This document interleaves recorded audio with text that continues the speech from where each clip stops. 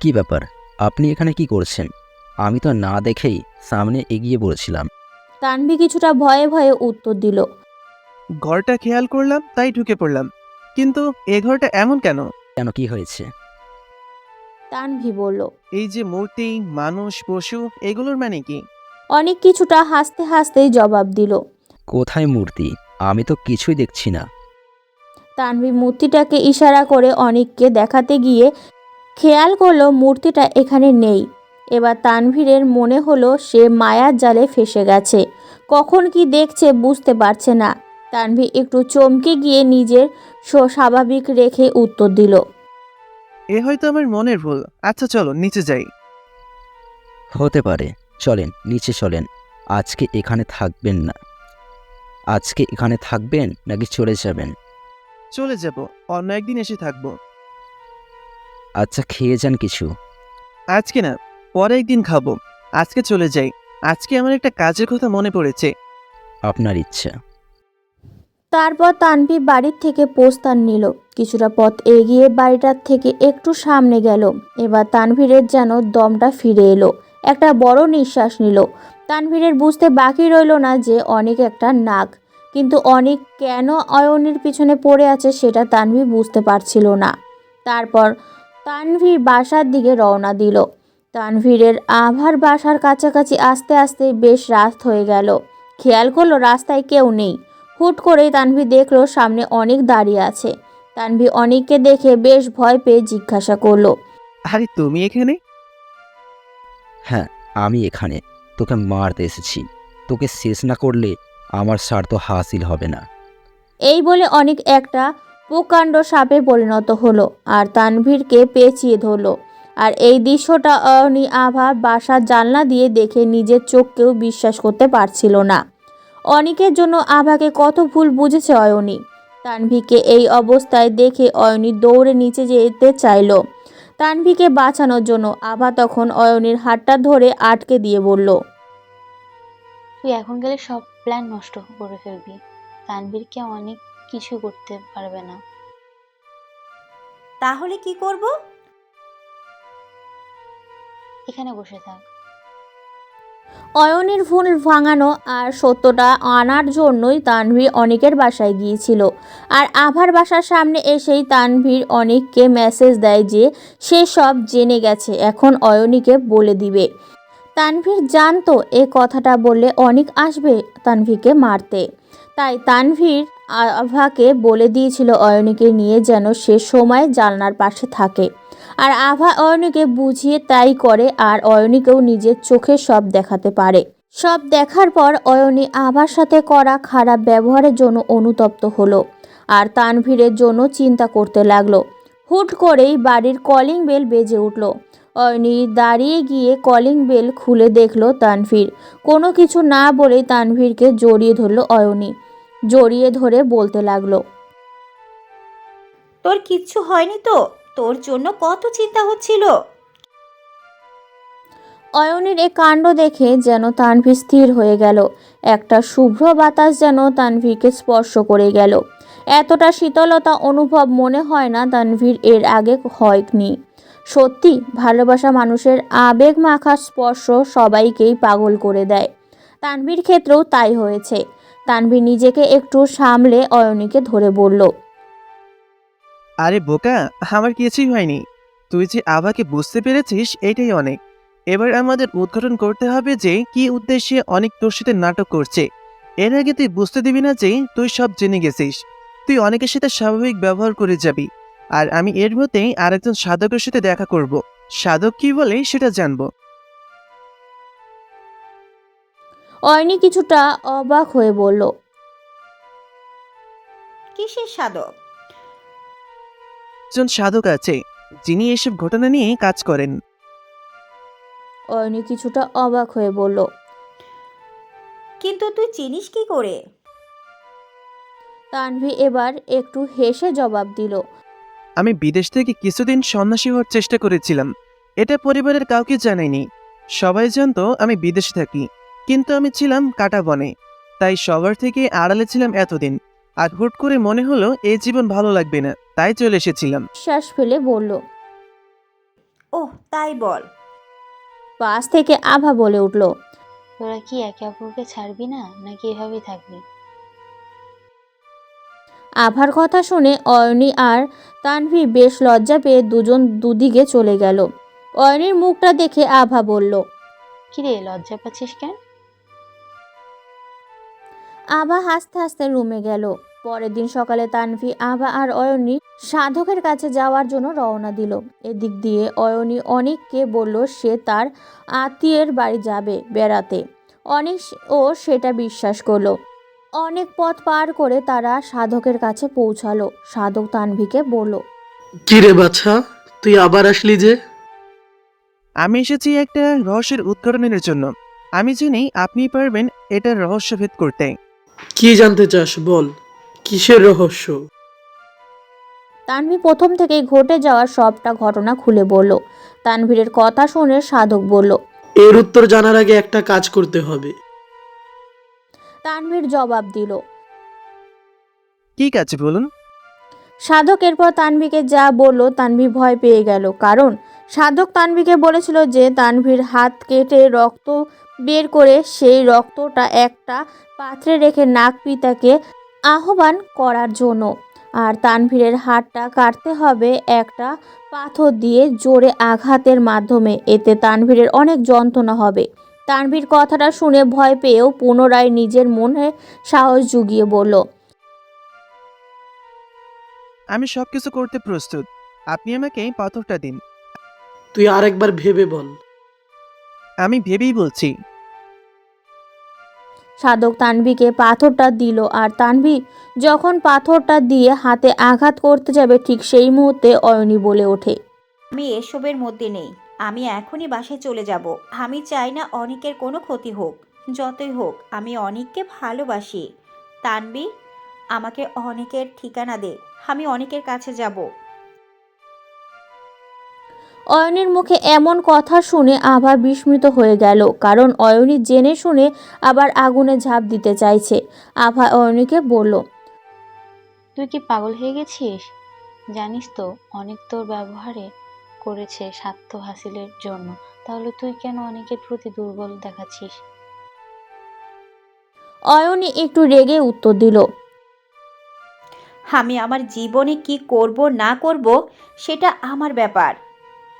তোকে কে বলেছে আমার ব্যাপারে নাক গলাতে? দয়া করে আমার ব্যাপারে নাক গলাবি না। আমি অনিককে ভালোবাসি আর অনিকের কাছেই যাব। তানবীর, তোকে ঠিকানাটা দিতে বলেছি। অনিকের ঠিকানাটা দে। অনিকের ঠিকানাটা দে তো। অয়নীর কথায় কোনো প্রতিক্রিয়া না করেই হালকা হাসি মুখে অয়নীকে অনিকের ঠিকানা দিল। আভা বুঝতে পারছিল না তানভী কেন এমন করছে। অয়নীকে বাধা দেওয়ার পরিবর্তে আরও ঠিকানাটা দিচ্ছে, আর তানভী কেন বা চিন্তিত হওয়ার পরিবর্তে হাসি হাসি মুখে আছে। আভার এসব ভাবতে ভাবতে অয়নী উঠে চলে যেতে লাগলো।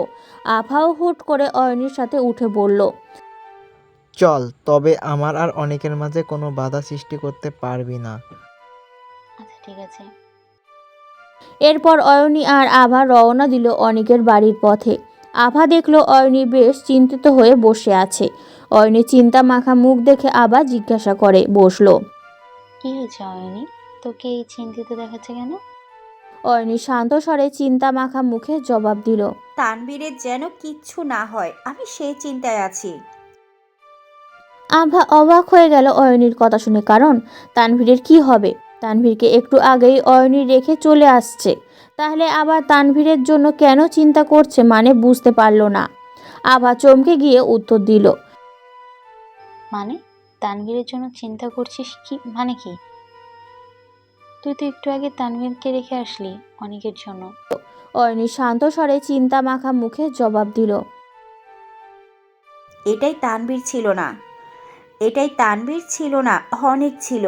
অনেক তানবীরের ভেস্তরে ছিল। আভা বেশ অবাক হয়ে বলল। তাহলে তুই বুঝলি কিভাবে? কারণ আমি অনেকের হাতে সব সময় একটা তীর চিহ্ন ট্যাটু করা দেখতাম। এটার জন্য অনেকবার ওকে জিজ্ঞেসও করেছিলাম কেন এই ট্যাটু আঁকা। ও বলেছিল এটা জন্মগত। আর আজকে যখন অনেক তানবীর সেজে হাতটা কাটতে নিয়েছিল, তখন আমি একই ট্যাটু দেখি। আর আমি আরও কনফার্ম হলাম যখন আমি অনেককে ভালোবাসি এই কথাটা শোনার পরও তানবীরের ভেস্তরা অনেক হাসতেছিল, কারণ সে এটা শুনে খুশি হয়েছিল। আর আমি এটা শিওর অনেক তানবীরের কোনো ক্ষতি করেছে। আর আমি এইটা শিওর অনেক তানবীরের কোন ক্ষতি করেছে, আর সে তার বাড়িতেই তানবীরকে রেখেছে, তাই বাড়ির ঠিকানা নিয়েছি। আভা বেশ অবাক হয়ে বলল, তাহলে অনেক না মানে অনেক সাধকের কাছে কি করে আসলো? আর নাগপিতা কেন হবার করতে চাইলো?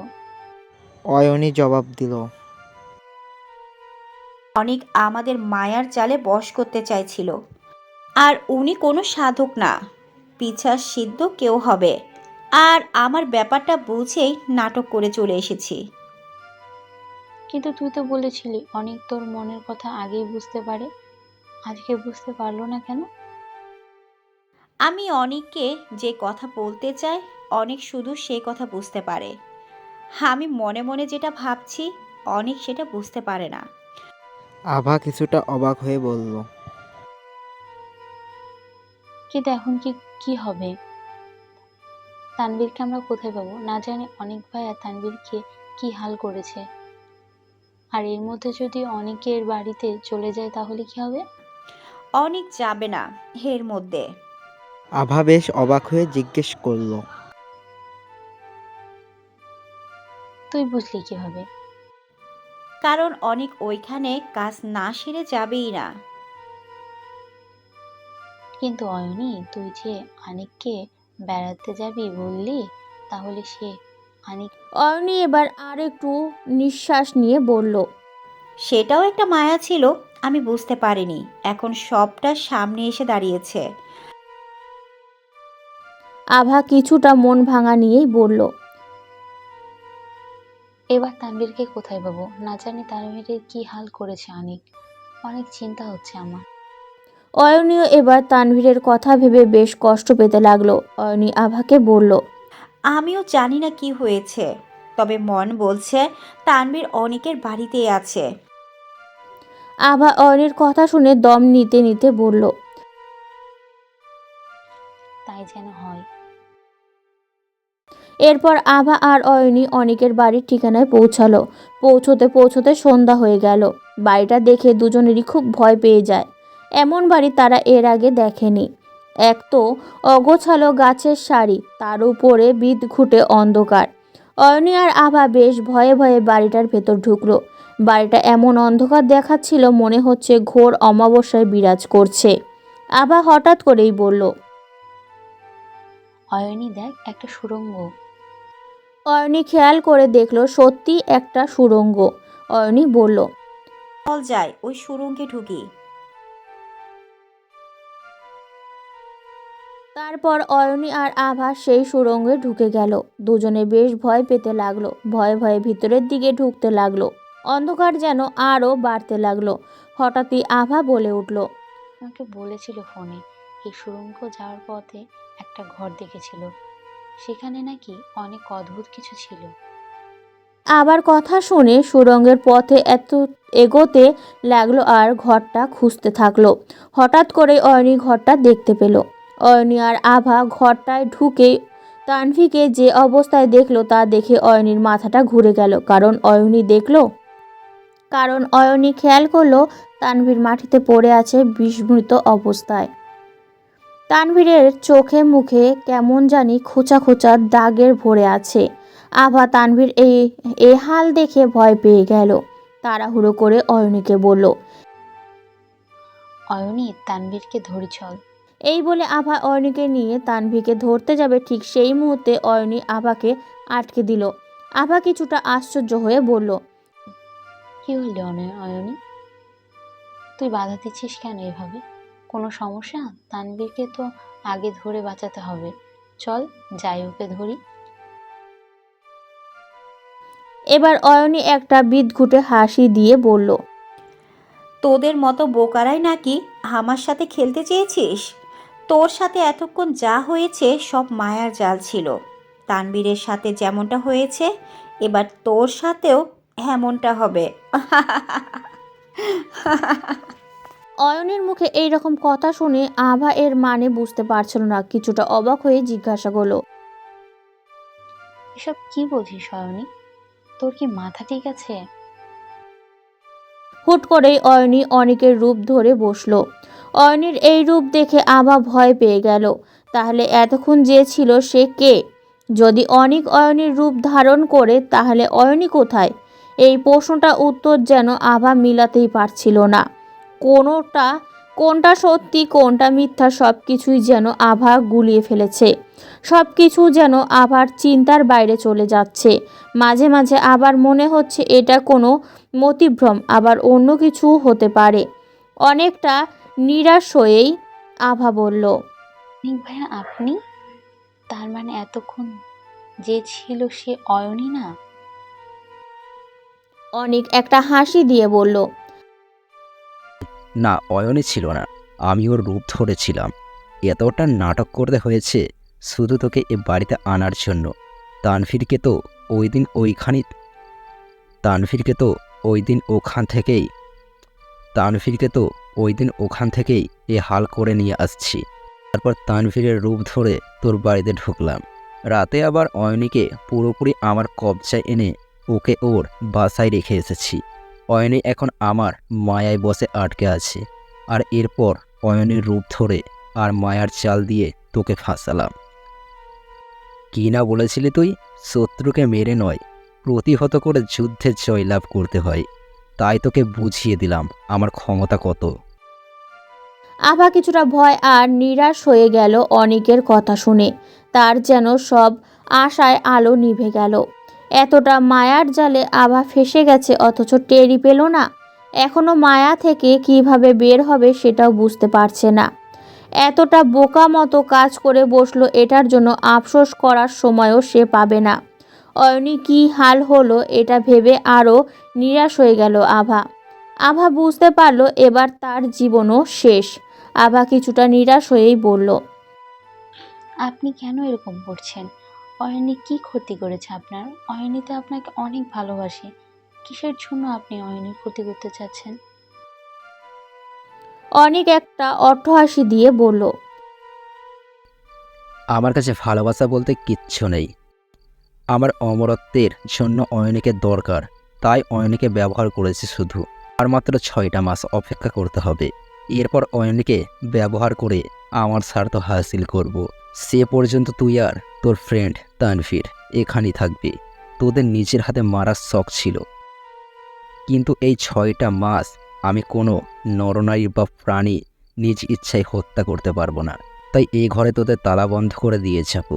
তারপর 6 মাস পর তোদের সাথে দেখা হবে। হিয়া। এই বলে অনেক একটা প্রকাণ্ড সাপের রূপ ধারণ করলো আর আভাকে তার লেজ দিয়ে একটা আঘাত করলো। সাথে সাথে আভার মাথাটা ঘুরে গেল আর মাটিতে আছড়ে পড়ল। এরপর আভার কি হলো আভার টের পেল না। অনেকক্ষণ পর আভার জ্ঞান ফেরার পর আভা খেয়াল করলো সে আর তানভীর রুমটাতে তালাবদ্ধ অবস্থায় আছে। আভার মাথা এখন কাজ করছে না। সে কি করবে এটা ভেবে, কি করলে অয়নীকে বাঁচাতে পারবে এটা বুঝতে পারছিল না। কিছুটা কষ্ট নিয়েই শরীরের অসহ্য ব্যথা নিয়ে আভা তানভীর কাছে গেল আর ডাকতে লাগলো, দোস্ত, ঠিক আছিস তো? উঠ।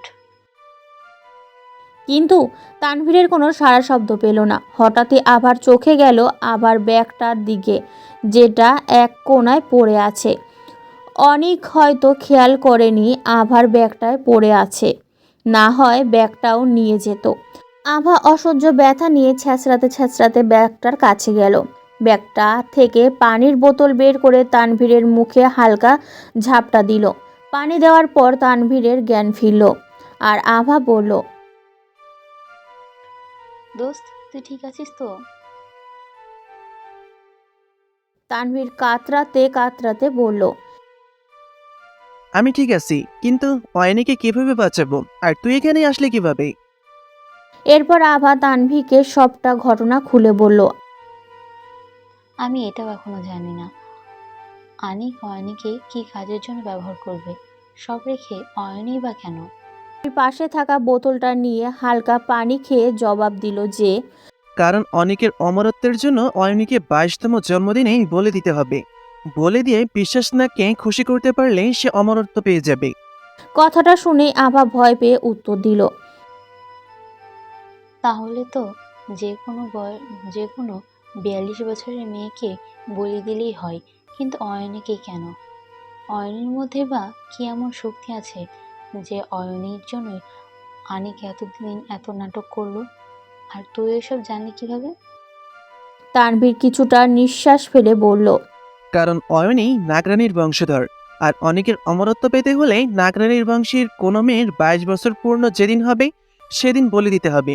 এজন্য অনেক অয়নীর পিছনে পড়ে আছে, আর অনেকেই এসব বলেছে আমাকে। কিছুটা নীরবতা মাখা মুখ নিয়ে বলল, নাগরানীর বংশধর মানে? হ্যাঁ, নাগরানীর বংশধর।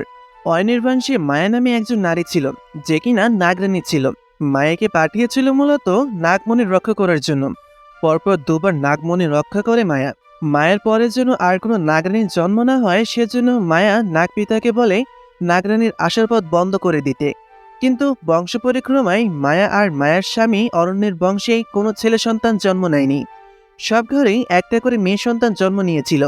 এভাবে বংশ বাড়তে বাড়তেই অয়নীর জন্ম হয়। সে সময়টা অনেককাল আগের ছিল, আর এখন এটা বর্তমানকাল। তার উপর অয়নী হচ্ছে রাফানি বংশধর। কারণ অয়নীর বংশধর মায়ের মতো অয়নীর মায়ের ও কালের পরিক্রমায় বিয়ে হয়েছে একজন রাফানি বংশধর ছেলের সাথে। এদিকেই রাফানি বংশধর, অন্যদিকে নাগরানীর বংশধর। তাই অয়নীকে বলে দিলে যে পিশাচনাগ খুশি হবে সেটা অনেক বেশ ভালোভাবেই বুঝতে পেরেছিল, আর এর জন্যই সে অয়নীকে ব্যবহার করতেছে।